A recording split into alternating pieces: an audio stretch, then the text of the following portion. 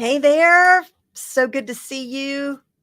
If you're just joining our challenge for the first time, I'm Jen Lehner. I'm a digital marketing and systems strategist. I also own a virtual staffing agency. And Monday, Tuesday, and today, Monday and Tuesday, we have been talking all about ways to streamline your business. Monday was about getting to inbox zero. Man, oh man, did you guys blow me away with your feedback to that. So many of you got to inbox zero and you're messaging me and tagging me on social media and telling me life-changing and you feel so good. And isn't it funny how like such a simple thing can make such a big difference? So I wanted us to start off Monday morning with inbox zero. And so many of you did. For those of you who didn't, it's not too late and you can literally achieve this in a matter of minutes. If you aren't in the challenge yet, click this link that you see on the screen and sign up for the challenge. It's not too late. All the videos are super short. So this isn't going to take a ton of time. And in fact, the assignments each day in this challenge are also super short because you're super busy and it would defeat the purpose of me keeping you here for a long time. This live stream also will be quite brief. The first thing that I want to do, we have a little unfinished business. If you were here yesterday, you know that I totally spaced on being able, I wanted to share with you this quote or / blog post from one of my favorites, Seth Godin. And this is kind of a lot of text, but the title of it is Stumbling in the Dark. Learning is complicated. While we're doing it, it's easy to imagine that those around us are completely sure of themselves, moving forward in a well-lit space. In fact, where's the rest of it? In fact, if I fudge this again, I'm going to die. Where's the rest of it? Okay, hold on. I got it right here. I'm just going to have to read it out loud. In fact, I mean, you're not going to have the matching text on the screen. In fact, if you visit a growing company, a useful school, or anywhere that growth is happening, you'll quickly see that everyone is stumbling forward in the shadows. That's part of the deal. And I mean, I was excited to share that with you because I want to make it clear that just because I'm talking about this stuff like it's so easy and maybe some of it very matter of factly when we talk about plugins and other digital systems, the truth is most people really are just stumbling around trying to figure it all out. Okay. So I just don't want anybody to feel sort of daunted or intimidated by any of the tech. Okay. We're all in this together. Okay. So now, next step is to sort of update you on what today's training is about. So if you could put in the comment, let's see here. We've got a question right off the bat, which is awesome. So before we get to that, first, can you put in the comments section where if you watched today's video? Today's video is all about organizing your digital stuff. So I'd like to see who has watched it. Today in this live stream, I'm not going to train you on how to do all the things, but I'll just refer to a few of the highlights in there to address it all. So first of all, the main focus of today's training is using a system called PARA, P-A-R-A. And the acronym stands for projects, areas, resources, and archive. Okay. And here's the thing. Whether you use the PARA system or you go and you find another system you like, another popular one is Get It Done. Can't remember the guy's name. If you guys know who I'm talking about, put it in the chat. And awesome, Bob. I'm so glad you're watching the training. And all right, Michelle, finish it up. It's not long, but whatever system you choose, it's just important to have a system and you're not married to it. Like try it out. If it doesn't work, you can always switch, but there's nothing worse. And I'm sure everybody can identify with this, but there's nothing worse than, starting one system over here, doing another system over here. Then you kind of forget what the system was. And also as I've said every day, as cool as all of this stuff is, I think it's cool that I'm sharing with you.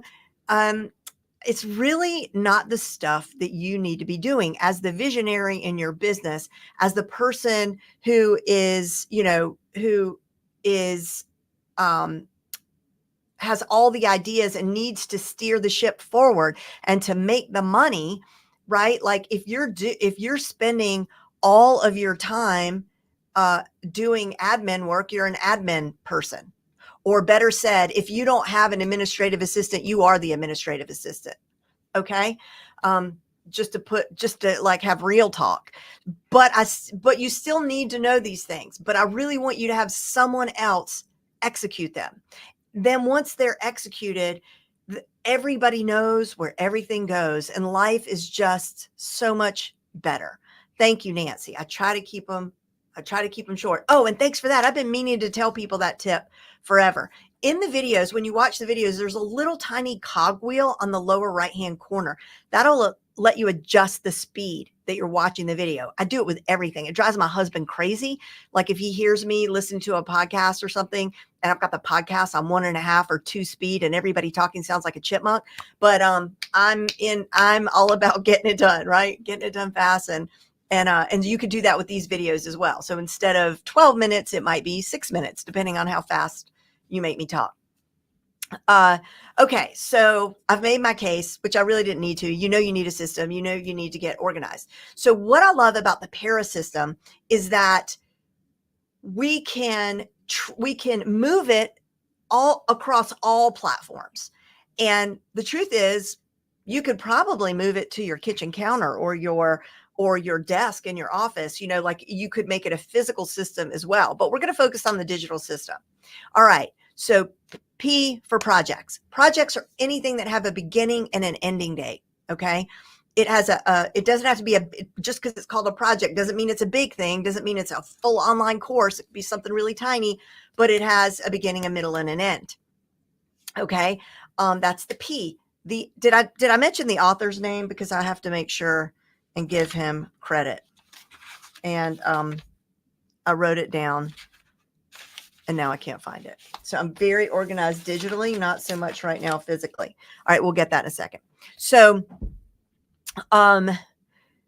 so the A is for area. So when you think of area, just sort of think of category. It's a bigger, broader sort of bucket in your life. So that might be health. That might be, fitness in business. That might be human resources and so forth. Okay. Finances. All right.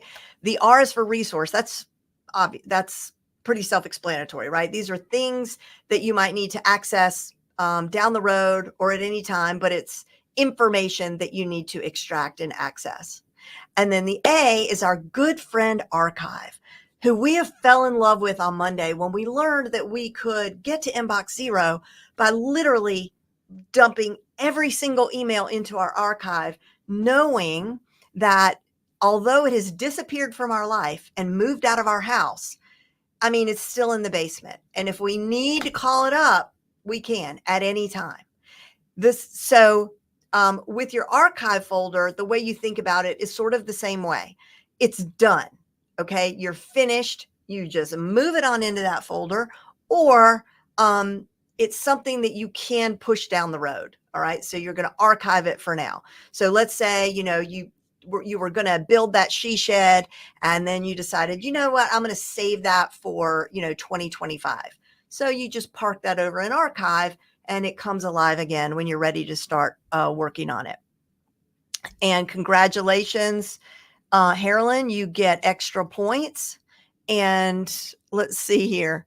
We're not really giving points, but we are giving prizes. So on that note, every day we have homework. It's super simple. The homework for yesterday, we talked about plugins, was simply to comment underneath the homework meme in our discussion group as to, it looks like this, it looks like that every day, and to comment just which plugins you tried or you're going to try that you liked, that you didn't like.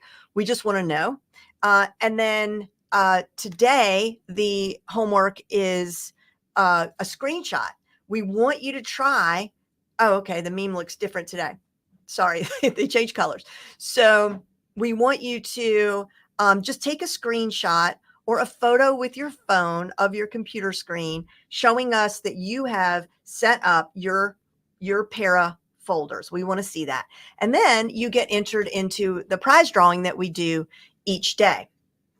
If you're in VIP, and it's not too late to sign up for VIP. With VIP, you get access to all these recordings in a special members portal that you can refer back to as much as you need to. You get an extra special workbook.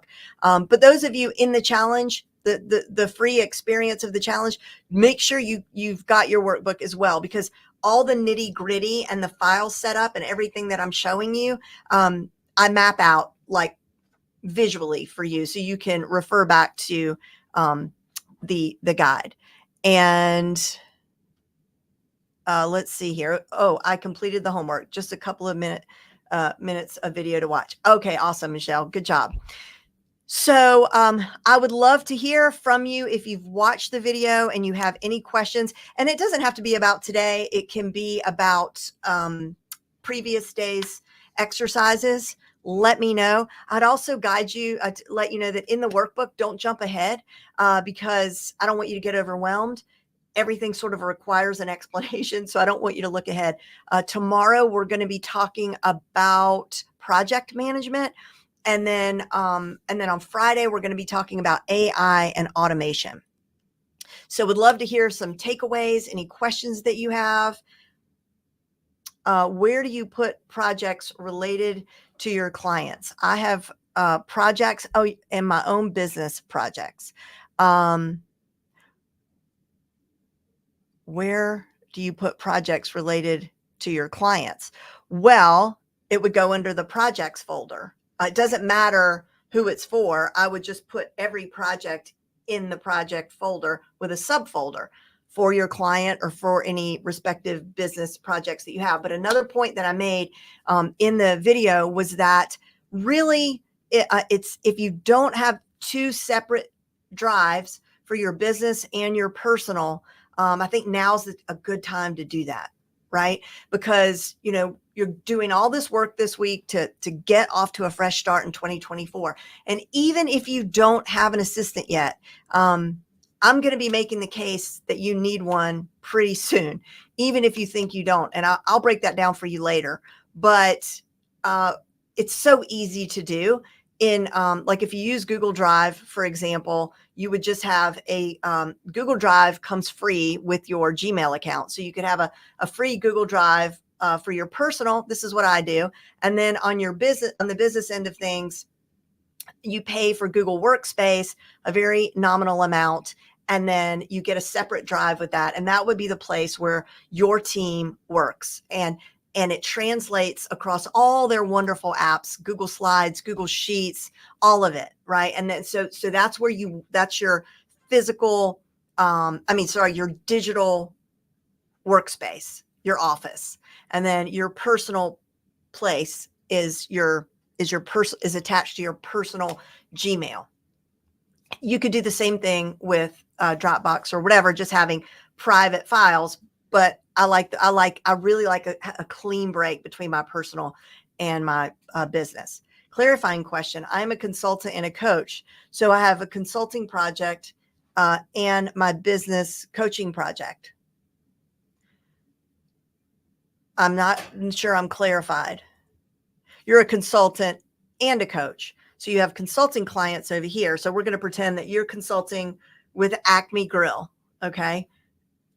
But then you have solopreneurs. So you have a company that you're coaching, and then you have your solopreneurs, entrepreneurs, solo practitioners that you're coaching. I don't know how that would be different. So they're both business. They would both go. So like your project. So project folder number 1, consultancy, project number 2, business coaching. If those are always going to be the same. So in other words, like if you were going to host no, not even if those would be the 2 folders I would do. So it would be like business A, business B, and go from there. and then your subfolders. So let's say you have a project within a project. So within your business coaching, let's say you decide to host a group coaching program that's new, or a symposium or a summit or something like that. It's like a project within that realm. Then I would put it in the subfolder under that leg of your business. That's one option. You could also call it, I suppose you could call it an area, right? You could do that. And then, but no, I like project better. So let's see. Thanks. I do exactly that. I have separate folders for my clients, as my staff are all family. We use Google Drive and OneDrive with personal and business to top level folders. I did not realize I could color code my folders in Google Drive, though. Don't we love some color coding? Love it. Okay, good. And also, unfortunately, with StreamYard, I love this software, by the way. If you're doing any kind of live streaming, and if you're not, consider it, because what this allows you to do is like simulcast across every single platform. I forgot to turn it on again today for Instagram Live. They do that. You can do Instagram Live now, but I'm everywhere. You might be watching me on YouTube. You might be watching me on LinkedIn, in multiple different Facebook groups, or on my business page, Facebook business page. It's so cool. But the one thing it doesn't allow me to do is see who is speaking in the comments unless you authorize Facebook. And there's a little link. There should be a link above me that says I'm using StreamYard, and you click it, and then it will allow me to see with whom I'm speaking. Have I missed any other questions or comments? I mean, I'm going to share my screen with you and show you how this looks. If you haven't watched the video yet, hold on a minute though. I had these pulled up, but I want to make sure I get it right. Okay. Because yesterday I was really kind of messy.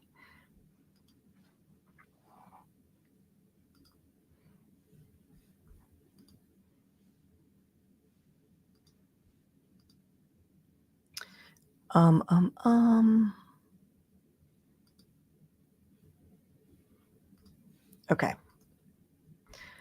We're going to go. Okay. Hopefully you can see that. Let me see. Yeah.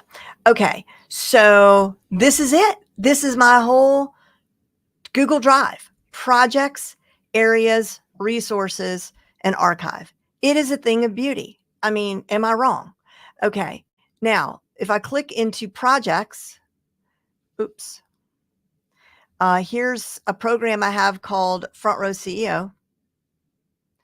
And in every project that we set up, we have these standard files: admin, freebies, live calls, pop-up groups, program videos, and promotions.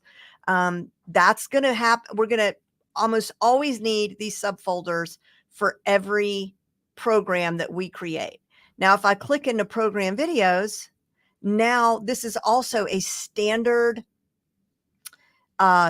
sort of folder tree or framework that we use. These are the videos that are going to be in the course. Okay. So every course would be different in this case based on the title of the modules. Okay. So that's the module. And within that module, there's going to be videos. So let me go back to this, because that was confusing. Let's go back to the beginning of the tree. All right. I'm even going to go back here. Okay. Projects. There's the project. These are standard. We use these same ones for every project. Because when I'm saying projects, almost always that's going to be a digital project. Okay. So if not, then we can make the necessary alterations. Then I'm going to click into program videos.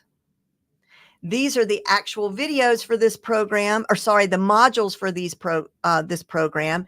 And within each module or video, then there's going to be a slide deck, raw video, the edited video, the cheat sheets and PDFs, workbooks, whatever, and then the transcripts.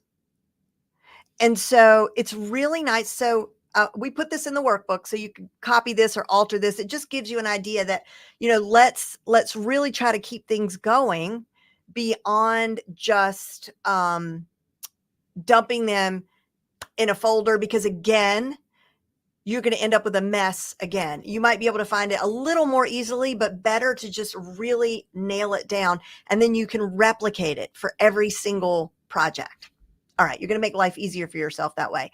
And then I just wanted to give you a glimpse of how this translates into Evernote, which it would translate into any software or note-taking software that you're using. There's so many great note-taking softwares now, and you're going to want to watch the video. And so I have, I don't know, 20,000 notes. It's all inside here. It's all in these 4 beautiful notebook stacks. And these, yes. Okay. So let me come back to you. Where are you? Sorry, I lost my screen. Oh my gosh. Oh my gosh. Are y'all gone? Hold on. Okay, hold on. I can't find my way back to you.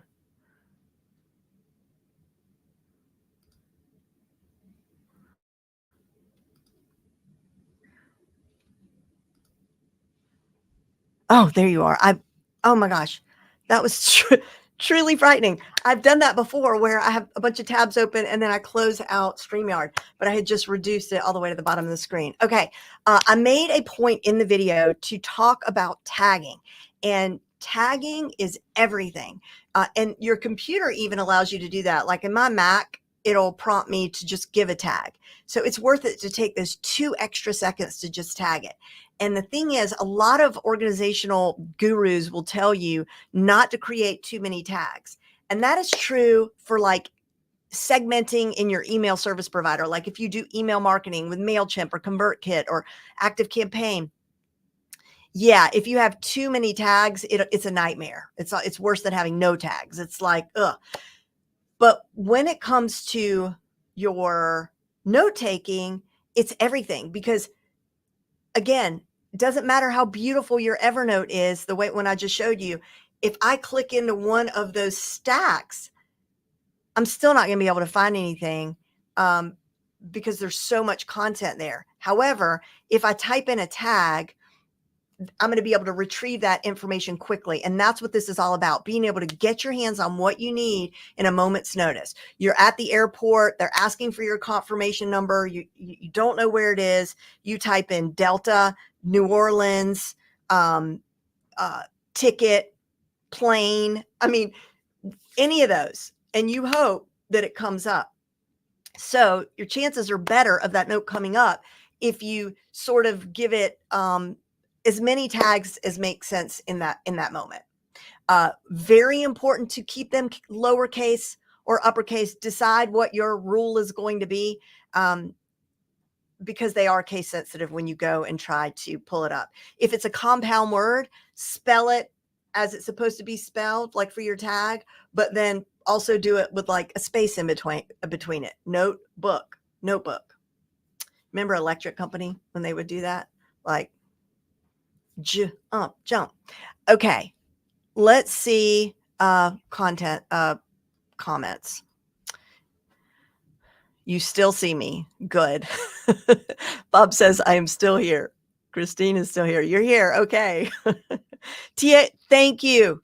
Tiago Forte, Bob. Thank you so much. We closed that loop. I left it open. Love the number and underscore to help put in priority order. Yes, that's very helpful as well. A lot of, I notice like programmers and software developer type people do that. And I'm sure that's where I got it from. Okay. Thanks for that, Nancy. Yes. If you go back up to the overview tab and click the StreamYard, to show your name to Jen. Okay. All right. Well, I think that's everything. I mean, we could talk more if you have any other questions or anything that wasn't clear. Um, Obviously, the VIPers, we're going to do personal coaching at 2 p.m. with you guys, where we can like really apply this directly to your business. If you want, you can share your screen, whatever. And if you haven't joined the challenge, click the link, join. It's not too late. Tomorrow, we're talking about program management, Friday, AI. And later today, we're going to do our drawing, probably around 3 o'clock. And we'll draw a name. You don't have to be there to win. You'll still win, and we'll get in touch with you with your prize. And thank you. Bye, everybody.